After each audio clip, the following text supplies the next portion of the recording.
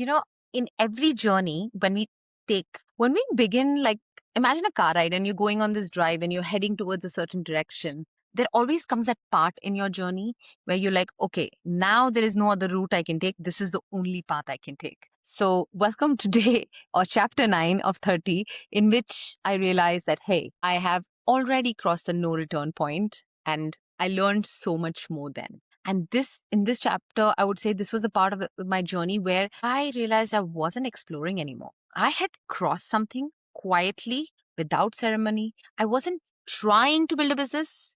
I wasn't just talking or going live, sharing thoughts, saying what I was seeing. I was running a business. People were responding. There were DMs, there were requests, there were conversations. There was like, can you help me? Can we sign up with you? Can we talk? This makes sense. At first, I treated it casually, almost like a coincidence, but the patterns kept emerging. Income was coming in, trust was being built, momentum was coming in, referrals were happening, and I was telling people that personal brand really mattered. I was helping CEOs, founders, that showing up really mattered. And later on, I realized, in fact, a client even pointed it out, I wasn't living it. I wasn't explaining it anymore. I was actually living it. I was creating a life by design. So by that second, third year, it hit me. I had started designing a completely different life. Like, it was just falling into steps. It was not loud, not just intentionally, but consistently. My time had shifted, my energy had shifted, my priorities had been rearranged. And here's the unsettling part. Once you see that you're choosing, you can't pretend that you're just reacting to whatever's happening and you're just taking it as it goes. You can't unsee agency. That's the line you cross.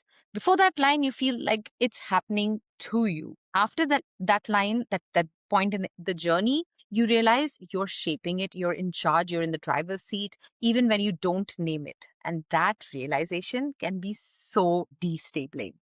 Because with agency, with that direction, with that point comes responsibility. If I'm choosing, then I can't blame my circumstances as easily. If I'm designing, then I have to own my journey and my direction. This is where a lot of us start stalling. Like, do I really? No, I'm not sure. Like, those things are just coming up. And not because there's a lack of opportunity, but because ownership removes plausible deniability, okay? I stopped needing to be understood around this time because explanations became distractions. I wasn't asking for permission, but I needed honesty.